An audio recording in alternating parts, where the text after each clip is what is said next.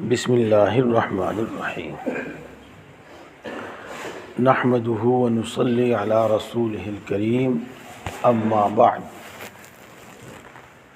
محترم بزرگوں اور دوستو، میں اپنی بات شروع کرنے سے پہلے دو مثال دیتا ہوں آپ کے سامنے، اور آپ اس کو خوب اچھی طرح سمجھ جائیں گے۔ آپ نے دیکھا بھی ہوگا، سنا بھی ہوگا کہ جس شخص کو شوگر کی بیماری ہوتی ہے، اکثر و بیشتر اس کا زخم اچھا نہیں ہوتا۔ اگر اچھا ہوتا بھی ہے تو بڑے پاپڑ پھیلنے کے بعد، بڑی مشکلات کے بعد۔ اب یہ دوائی، زخم اچھا کرنے کی دوائی، زخم بھرنے کی دوائی اس کے اندر اثر نہیں کر رہی ہے، اسی لیے زخم اچھا نہیں ہو رہا ہے، اس لیے کہ اس کے اندر واقعی ایسی بیماری موجود ہے کہ وہ بیماری ان دوائیوں کا اثر نہیں ہونے دیتی۔ یوں ہے نا بھائی؟ ہاں، اسی طریقے سے ایک شخص تھا ہمارے ملنے جلنے والوں میں سے، اس کا ایک آپریشن ہونے لگا۔ آپریشن کے وقت ڈاکٹر بے ہوش کرتا ہے، تو اس کو ایک انجیکشن لگایا، بے ہوشی نہیں ہوئی، دوسرا لگایا تو بھی بے ہوشی نہیں ہوئی، پھر جا کر ڈاکٹر نے کوئی دوسری کارروائی کی، جب جا کر اسے بے ہوشی ہوئی۔ ہاں، پتہ چلا کہ چھپ کر نشہ کرتا تھا، اور اتنا نشہ کرتا تھا کہ اب اس تھوڑے نشے نے اس کے اندر اثر نہیں کیا، اس لیے وہ ایک انجیکشن سے اور دوسرے انجیکشن سے بے ہوش نہیں ہوا۔ میرے بھائیوں، بالکل اسی طرح سمجھ لو، کچھ ہمارے دل کے اندر بیماریاں ہوتی ہیں، کچھ ہمارے دماغ کے اندر بیماریاں ہوتی ہیں۔ دماغ میں کیا بیماری ہوتی ہے؟ ہمیں صحیح علم نہیں ہوتا، اور دماغ میں اتنا بگاڑ، اتنا فساد ہوتا ہے کہ صحیح بات کوئی بتاتا ہے تو مانتا نہیں۔ کچھ بگاڑ دل میں ہوتے ہیں، مثال کے طور پر مال کی اتنی محبت اس کے دماغ میں، اس کے دل میں ہے، مال کی اتنی محبت اس کے دل میں ہے کہ مال کے سامنے نہ باپ کی پرواہ کرے، نہ بھائی کی پرواہ کرے، نہ پڑوسی کی، نہ دوست کی، نہ رشتہ دار کی، مرنے مارنے کو تیار ہو جاوے ہیں۔ اس کو حدیث سناؤ، قرآن پاک کی آیت پڑھ کر سناؤ تو وہ بات اس کے دل میں اثر نہیں کرتی، قبول نہیں کرتی۔ ایک شخص تھے، انہوں نے اپنا باغ بیچ دیا، وہ تو صحیح مجھے یاد نہیں کتنے کا بیچ دیا، مثال کے طور پر کہہ رہا ہوں، 1,00,000 روپے کا۔ جی، کچھ دنوں کے بعد ایک دوسرا آیا، وہ 1,50,000 دینے کو تیار ہو گیا، تو اس سے پہلے سے تو لے رکھا تھا بیانہ، اس سے دوسرے سے بھی لے لیا۔ اب ظاہر بات ہے کہ وہاں جھگڑا ہونا ہی تھا، پنچایت جڑنی ہی تھی۔ ہاں، تو اس پنچایت میں پہلے والے کا بیانہ واپس کر دیا۔ جب ان صاحب کو سمجھانے لگے، کہنے لگے کہ جناب آپ تو پٹھان ہو اور آپ تو اپنی بات پر رہا کرتے ہو، تو تم نے جب پہلے سے سودا کر لیا تھا، بیانہ لے لیا تھا، تو اپنی بات پر رہو۔ تو کیا کہے؟ اس بات کی ایسی تیسی جس میں نقصان ہو۔ مال کی محبت ہے، نہ عزت کی پرواہ، نہ دین کی پرواہ۔ ان سب باتوں سے آپ سمجھ گئے ہوں گے کہ ہمارے اندر کچھ بیماریاں ہوتی ہیں، ان بیماریوں کی وجہ سے اچھی بات ہمارے دل میں اثر نہیں کرتی۔ تو میں آج آپ کو اسی طرح کی کچھ باتیں بتاؤں گا انشاءاللہ العزیز، انشاءاللہ العزیز۔ جس طرح ہم دوائی کھاتے ہیں اور ہمارے جسم کی بیماریاں ختم ہو جاتی ہیں، اور جس طریقے سے ہم کوئی اچھی غذا کھاتے ہیں، گھی، دودھ اور بادام اور پستہ فلاں فلاں، اور ہمارے جسم کے اندر طاقت آ جاتی ہے، تو میں آج آپ کو انشاءاللہ کچھ ایسی باتیں بتاؤں گا جس سے ہم دینی اعتبار سے تندرست ہو جائیں گے، اور دین کی باتیں ہمارے اندر اثر کریں گی، اور انشاءاللہ ثم انشاءاللہ ان پر عمل کی توفیق ہوگی۔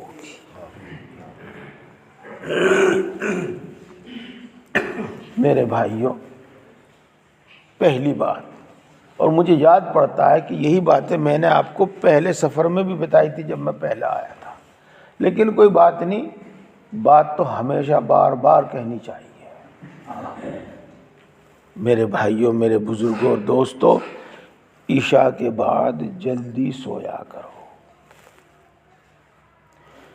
بات کرنے میں 12 نہ بجا دیا کرو،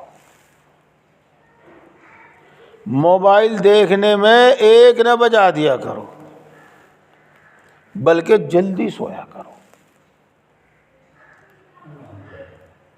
رسول اللہ صلی اللہ علیہ وسلم نے عشاء کے بعد بیٹھ کر باتیں کرنے سے منع کیا ہے، اور علماء کرام فرماتے ہیں کہ عشاء کے بعد جلدی سو جانا سنت ہے، اور رسول اللہ صلی اللہ علیہ وسلم اور نیک لوگوں کا طریقہ ہے۔ تو سویرا سو جایا کرو اور پھر سویرا اٹھا کرو۔ یہ جو دن چڑھے تک سوتا ہے اپنے حق میں کانٹے بوتا ہے، یہ ہے مشہور لوگوں میں، لیکن میں نے دیکھا اس کی کچھ اصل موجود ہے، یعنی صحیح ہے کہ صبح کے وقت میں اللہ کی طرف سے روزی تقسیم ہوتی ہے۔ اس لیے میرے بھائی، قرآن پاک سے، حدیث پاک سے تو معلوم یہ ہوتا ہے کہ مومن اور مسلمان تو رات کے آخر میں اٹھ کر فجر سے پہلے، صبح صادق سے پہلے ہی اللہ کی عبادت کرتے ہیں۔ قرآن پاک کی بہت ساری آیتیں اس بات کو بتاتی ہیں۔ آپ میں سے جن کو اس کی توفیق ہو سکے، جن کو اس کی فرصت ہو، وہ ضرور ایسا کیا کریں۔ آپ میں سے کچھ لوگ کام کرتے ہیں، دن بھر محنت کرتے ہیں، ذمہ داریاں ہیں ان کے اوپر، وہ چلو اتنی جلدی نہیں اٹھ پاتے، لیکن بہت سارے آپ میں سے ایسے بھی ہیں جن کے ذمہ کچھ کام نہیں ہے، دن میں بھی وہ آرام کر لیں، رات کو بھی وہ سویرا سو جاویں، صبح کو وہ سویرا اٹھ کر پھر دن میں سو لیں، دن میں آرام کر لیں، تو رات کے آخری حصے میں اٹھ کر اللہ کی عبادت کیا کریں، کچھ نفل پڑھا کریں، تلاوت کیا کریں، ذکر کیا کریں۔ اور آخری بات تو یہ ہے میرے بھائیوں، میرے بزرگوں اور میرے نوجوان دوستوں، کہ فجر کی اذان پہ تو ہمیں اٹھ ہی جانا چاہیے، فجر کی اذان کے بعد سونا نہیں چاہیے۔ دیکھو ہمارے گاؤں میں ماشاءاللہ کئی مسجدیں ہیں، ہر مسجد کے مینار سے آواز بلند ہوتی ہے صبح صادق کے بعد کچھ دیر کے بعد، حی علی الصلاۃ، حی علی الفلاح کہا جاتا ہے نہیں؟ اس کا مطلب بھی یہی ہے کہ بہت سو لیے، اب اٹھ جاؤ، اب نماز کے لیے اٹھ جاؤ، نماز کے لیے مسجد میں آ جاؤ، بہت سو لیے، اب اٹھ جاؤ، اب مسجد میں آ جاؤ، اب تمہارے لیے مسجد میں آنے میں کامیابی ہے۔ اس کا مطلب بھی یہی ہے۔ اور ایک کلمہ تو بات کو بالکل صاف کر دیتا ہے، اس میں تو پھر کوئی شک و شبہ رہتا ہی نہیں ہے۔ فجر کی اذان میں حی علی الفلاح کے بعد کیا کہا جاتا ہے؟ الصلاۃ خیر من النوم۔ اس کا کیا مطلب ہے؟ کہ اب نماز پڑھنا سونے سے بہتر ہے، اب مت سو، اب اٹھ جاؤ، اب نماز کے لیے کھڑے ہو جاؤ۔ اس لیے پیارے بھائی اور دوستو، اذان کے وقت فجر کی اذان پر تو اٹھ ہی جانا چاہیے، جو بھی آپ اس کا انتظام کریں۔ مثلاً آپ سب کے پاس قریب قریب موبائل ہے، اس میں الارم لگتا ہے، الارم لگا لیں۔ اور آپ کو معلوم ہے کہ جب آدمی کو عادت ہو جاتی ہے تو پھر اس کے لیے کوئی دشواری، کوئی پریشانی نہیں ہوتی۔ کچھ دن تک دشواری، دقت ہو سکتی ہے، لیکن کچھ ہی دنوں کے بعد پھر اس وقت اٹھنا کوئی معنی نہیں رکھے گا، کوئی دقت، کوئی دشواری نہیں ہوگی۔ جیسے کہ آپ 3 روٹی کھانے کی عادت ڈال لیں تو 3 روٹی میں آپ کا پیٹ بھرے گا، اور 2 روٹی کھانے کی عادت ڈال لیں تو 2 روٹی میں آپ کا پیٹ بھر جاوے گا، 2 روٹی بہت ہے۔ آپ 10 گھنٹے سونے کی عادت ڈال لیں تو آپ کی نیند 10 گھنٹے میں پوری ہوگی، اور 6 گھنٹے سونے کی عادت ڈال لیں تو 6 گھنٹے میں ہی نیند بڑھیا پوری ہو جاوے گی، آپ چستی اور پھرتی کے ساتھ اٹھیں گے۔ تو دیکھو، یہ آخری بات ہے، اور فجر کی اذان پر اٹھ جایا کرو۔ فجر کی اذان پر اٹھ کر اکثر و بیشتر لوگوں کو استنجے کی، پیشاب کی، پخانے کی حاجت ہوتی ہے، کسی کو نہانے کی حاجت ہوتی ہے، اور کسی کو پیٹ میں گڑبڑ ہوتی ہے تو اسے ضرورت ہوتی ہے کہ وہ تھوڑا سا چلے پھرے تاکہ پیٹ ڈھیلا ہو جاوے۔ بہرحال کچھ اس وقت ضرورت ہوتی ہے، وہ آپ پورا کر لیں گے۔ اور فجر کی اذان میں اور فجر کی جماعت میں اگر اذان صحیح وقت پر پڑھی جاوے تو 40-50 منٹ کا فرق ہوتا ہے، 40-50 منٹ کا فاصلہ ہوتا ہے۔ آج صبح صادق تقریباً 5:11 پہ 12 منٹ پہ ہے، اتنی ہے نا، پتہ نہیں، قریب قریب اتنی ہی ہے۔ تو اس کے 10 منٹ کے بعد اذان پڑھنی چاہیے، قریب 5:20 پہ اذان پڑھنی چاہیے، اور 6:10 پہ یہ کھڑے ہوئے ہیں۔ کتنا وقت ہو گیا جی بھائی؟ وہی 50 منٹ ہو گئے۔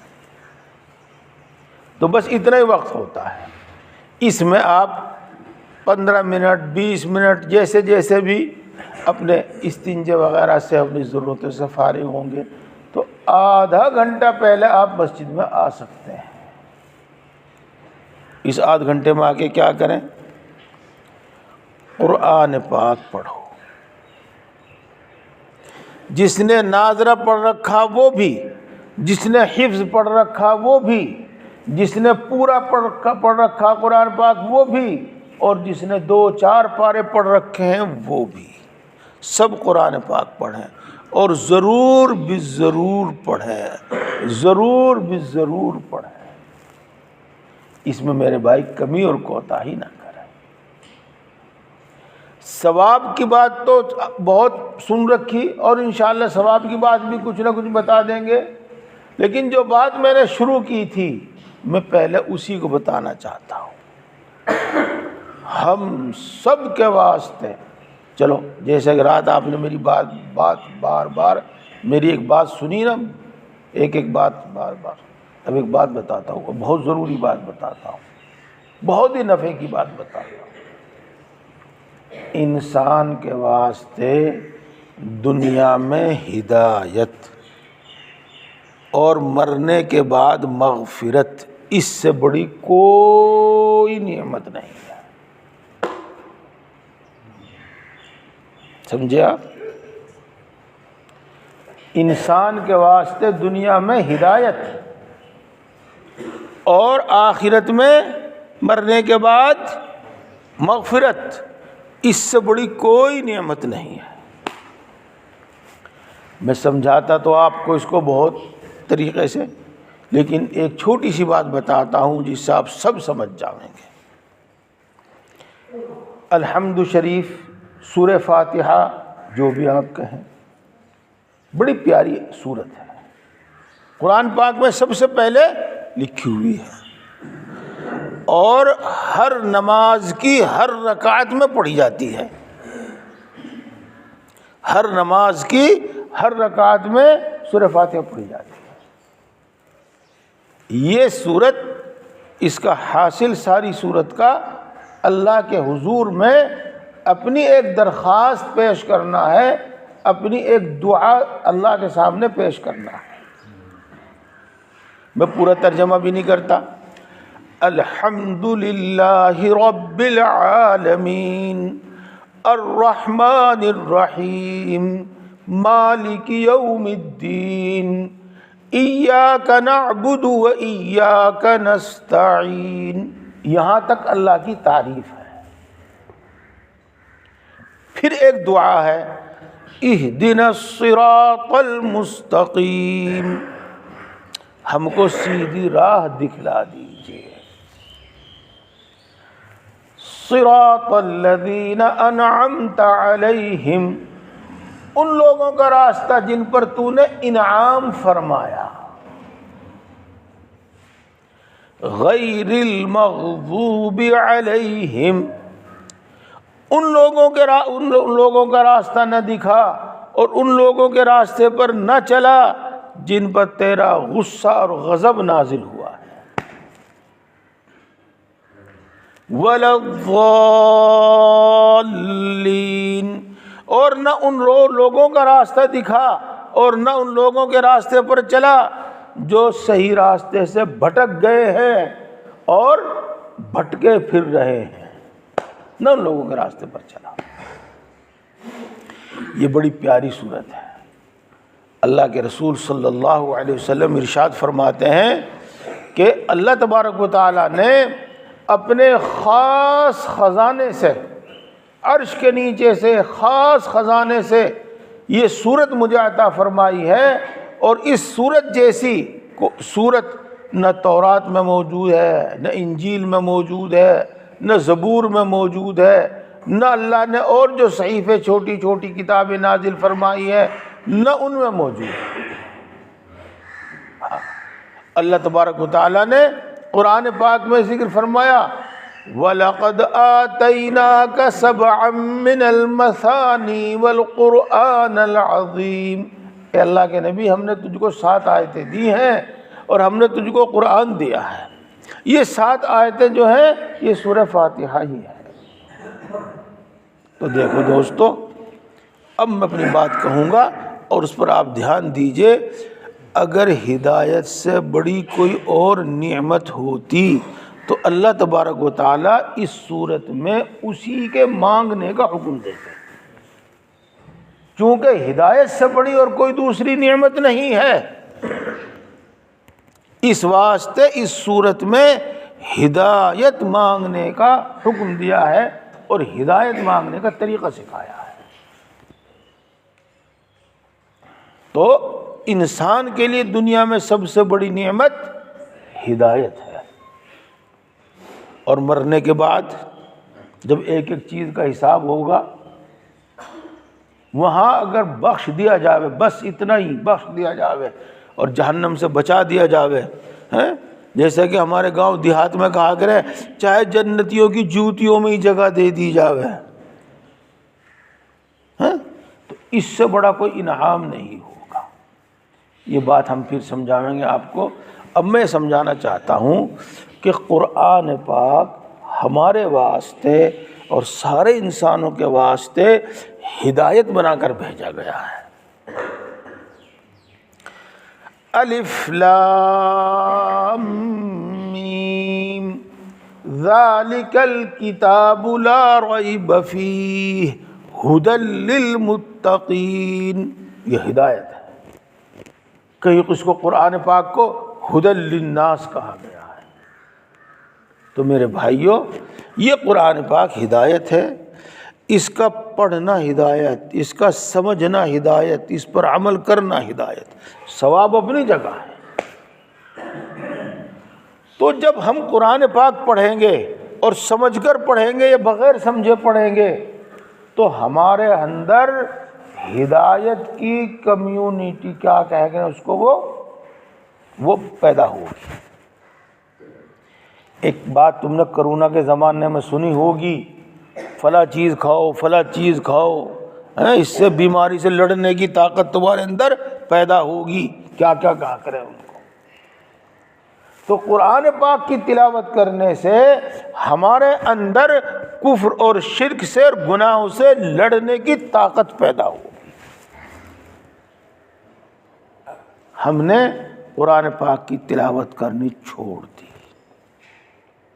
ہمارے بچپن میں فجر کی نماز پڑھ کے 10 20 آدمی، بلکہ اس سے بھی زیادہ لوگ قرآن پاک لے کر بیٹھتے تھے۔ اب ہم پتہ نہیں کس چکر میں گھس جائیں۔ تو میرے بھائیوں، قرآن پاک کی تلاوت ضرور کیا کرو۔ قرآن پاک پڑھنے کے وقت اللہ کی رحمت نازل ہوتی ہے۔ دیکھو، اکثر و بیشتر مدرسے کے بچوں کو بلا کے اپنے گھر میں قرآن پاک پڑھواتے تھے۔ کیوں؟ اللہ بلا ٹل جاوے، اللہ کی طرف سے رحمت اور برکت اتر جاوے۔ خیر، اس میں تو بڑی خرابیاں پیدا ہو گئی، وہ تو مت کیا کرو۔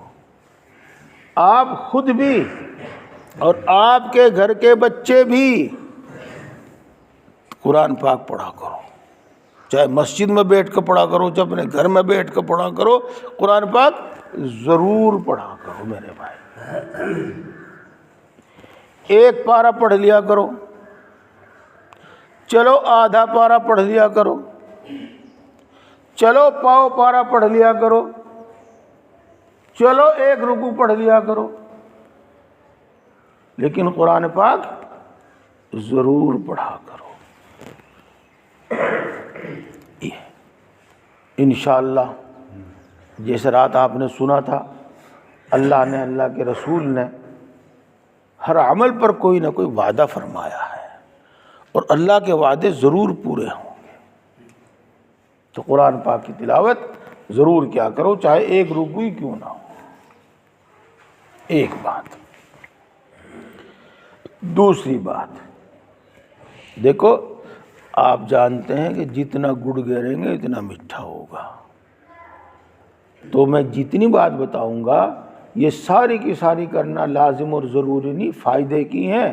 جو آدمی ایک کر سکے وہ ایک پر عمل کر لے، جو دو پر عمل کر سکتا ہے دو پر عمل کر لے، سب پر عمل کر سکتا ہے سب پر کر لے۔ دوسری بات، قرآن پاک کے ساتھ ساتھ سورہ یاسین شریف بھی پڑھا کرو۔ صبح فجر سے پہلے یا فجر کے بعد سورہ یاسین شریف بھی پڑھا کرو۔ اس کی بھی برکتیں اور اس کی بھی فضیلتیں بہت ہیں۔ اللہ کے رسول صلی اللہ علیہ وسلم فرماتے ہیں کہ جو شخص صبح کو سورہ یاسین شریف پڑھتا ہے، اللہ اس کے دن بھر کے کام آسان فرما دیتا ہے۔ تو بھائیوں، یہ کام کیا کرو، عادت ڈالو۔ خاص طور سے سورہ یاسین شریف حفظ کر لو تاکہ آپ اس کو چلتے پھرتے بھی پڑھ سکیں۔ یہ دو بات ہو، دونوں پر عمل کرو یا ان میں سے ایک پر عمل کرو۔ قرآن پاک پڑھو یا قرآن پاک اور سورہ یاسین دونوں پڑھو۔ دو بات۔ اب ایک اگلی بات سنو۔ آج ہم لوگوں کے دل و دماغ کچھ ایسے ہو گئے ہیں جیسے ہم پہلے سلگ رہے تھے کہ بڑیوں میں فلانوں میں وہم ہے، وہم۔ کسی نے چھینک دیا جب سارے دن کا کام خراب ہو گیا ان کا، اور کسی نے یہ کہہ دیا اور کسی نے وہ کہہ دیا، سب سارے دن کا کام خراب ہو گیا۔ اور اسی واسطے وہ اگر فلانا ہو گیا فلانی دیوی پر چلے جاؤ، فلانا کام ہو گیا فلانی دیوی پر چلے جاؤ۔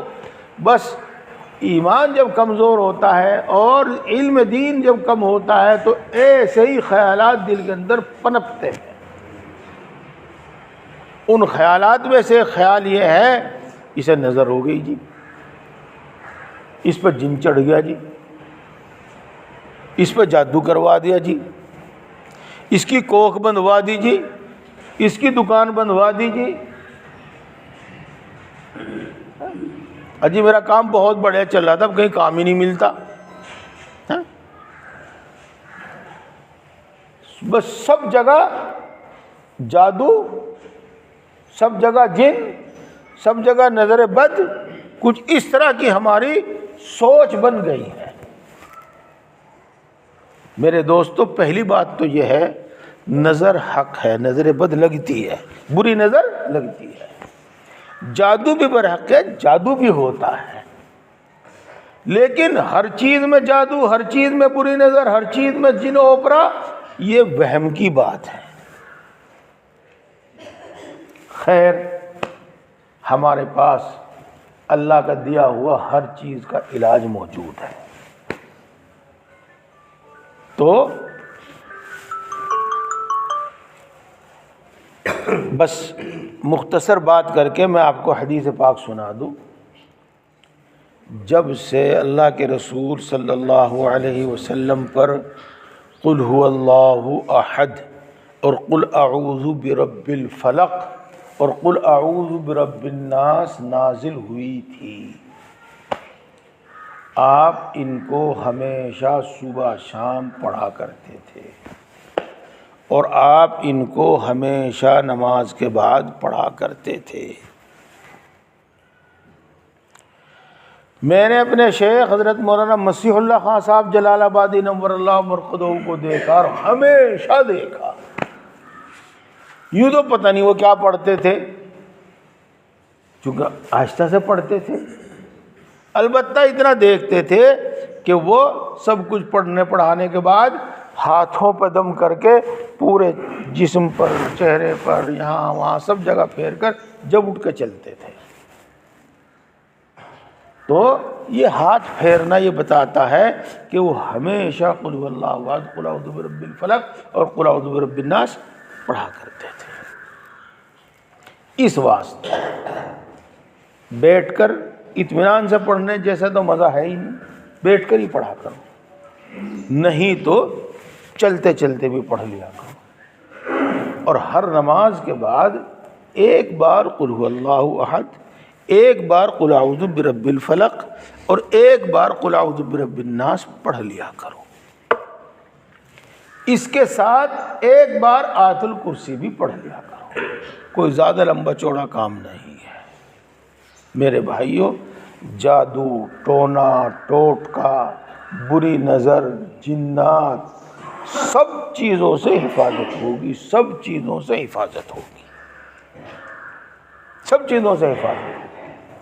اور اس سے آگے بڑھ کر علماء کرام ایک دوسری بات بھی فرماتے ہیں، جیسے کہ میں نے ابھی آپ کو کچھ مثالیں دی تھی نا، اب ہدایت والی بات بھی آپ کو بتائی تھی کہ قرآن پاک کی تلاوت سے ہمارے اندر ایک ایسی طاقت پیدا ہوگی جو کفر سے، شرک سے، گناہوں سے لڑنے کی طاقت پیدا کرے گی، اور انشاءاللہ کفر کی، شرک کی باتیں ہمارے دل میں اثر نہیں کریں گی، انشاءاللہ گناہ کی باتیں ہمارے دل میں اثر نہیں کریں گی، ایسی طاقت پیدا ہوگی۔ ان صورتوں کے پڑھنے سے انشاءاللہ جادو نہیں ہوگا آپ کے اوپر، ٹونا ٹوٹکا نہیں ہوگا، بری نظر نہیں لگے گی، جن آپ کے گھر میں اور آپ کے پاس نہیں پھٹکے گا۔ یہ پکی بات ہے، کوئی کچی بات نہیں ہے، بلکہ پکم پکی بات ہے اور حدیث کی بات ہے۔ یہ چونکہ وقت ہو گیا ہے، ہو سکتا ہے آپ کو کام کے تقاضے ہوں، میں بات کو مختصر کرتا ہوں، اس لیے میرے دوستو اس کی بھی عادت ڈالو، اپنے چھوٹے چھوٹے بچوں سے بھی یہ کام کراؤ، یہ سورت پڑھنے کی عادت ہے۔ کوئی کہتا ہے میرے بچہ سوتے وقت ڈرتا ہے، کوئی کچھ کہتا ہے، کوئی کچھ کہتا ہے، اجی یہ کھاوے پیوے اس کے کوئی اثر، طاقت نہیں آتی اس کے اندر، وغیرہ وغیرہ۔ تو یہ سب چیزیں اپنے بچوں کو، یہ چیزیں اپنے سب بچوں کو پڑھنے کی عادت ڈالو، انشاءاللہ وہی فائدہ ہو جو آپ کو بتا۔ جو بہت چھوٹے بچے ہیں پڑھ نہیں سکتے، ان پر آپ پڑھ کر پھونک مار دیا کرو، آپ پڑھ کر پھونک مار دیا کرو۔ چلو یہ بھی بات ہو گئی، بات مختصر ہی ہے، ایک بات اور بتا رہا ہوں میں آپ کو۔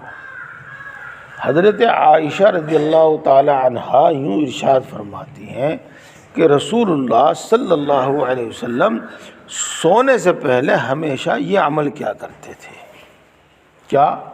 جب چارپائی پہ بستر پہ لیٹ جاتے تو گھٹنے تو کھڑے کر لیتے، اور جس طرح یوں دعا میں ہاتھ اٹھا کریں یوں ہاتھ اٹھا لیتے، اور ایک بار قل هو اللہ احد، ایک بار قل اعوذ برب الفلق، ایک بار قل اعوذ برب الناس پڑھتے، اور ہاتھ پہ دم کر کے پورے جسم پہ پھیر لیتے، 3 مرتبہ اسی طرح کرتے ہیں، پھر آیت الکرسی پڑھتے ہیں، اور پھر آمن الرسول بما انزل الیہ من ربہ والمؤمنون، یہ آیت ہے سورت کے ختم تک یہ آیتیں پڑھتے اور پھر سوتے ہیں۔ ان کا فائدہ یہ ہے کہ اکثر و بیشتر رات میں الا بلا نازل ہوتی ہیں، اس کا پڑھنے والا ان سے محفوظ رہتا ہے، اور سویا آدمی مرے برابر۔ ان صورتوں کے پڑھنے سے اللہ تبارک و تعالی حفاظت فرماتے ہیں۔ اس واسطے اپنی زندگی میں اس کی عادت بنا لو، عادت بنا لو۔ رات کو جب پڑھا کرو اپنے گھر پر اپنے بچوں پر بھی پھونک مار دیا کرو۔ بس میں اپنی بات کو یہیں ختم کرتا ہوں۔ اللہ کی نافرمانیوں سے بچو، گناہوں سے بچو، ایک بھلے اچھے انسان بنو، آپ کی ذات سے کسی کو تکلیف نہ پہنچے، اور آپ اتنے بھلے اچھے انسان بنو کہ مرتے سیدھے جنت میں۔ ہاں، اور اللہ کے رسول صلی اللہ علیہ وسلم نے ایک حدیث بھی بیان فرمائی ہے کہ جو شخص ہر نماز کے بعد آیت الکرسی پڑھتا ہے وہ مرنے کے بعد سیدھا جنت میں۔ اللہ تعالی ہم سب کو عمل کی توفیق عطا فرمائے۔ جن کا وضو ہے وہ اشراق پڑھ لیں۔ جو نیک اور بھلے کام ہیں اگر ہمیشہ نہ کر سکیں تو ہمیشہ چھوڑے بھی نہیں۔ آج ہم یہاں بیٹھے ہوئے ہیں، موقع ہے، 4 رکعت پڑھتے چلیں۔ اللہ تعالی ہم سب کو عمل کی توفیق عطا فرمائے۔ سبحان اللہ و بحمدہ، سبحانک اللہم و بحمدک، اشہد ان لا الہ الا انت، استغفرک و اتوب الیک۔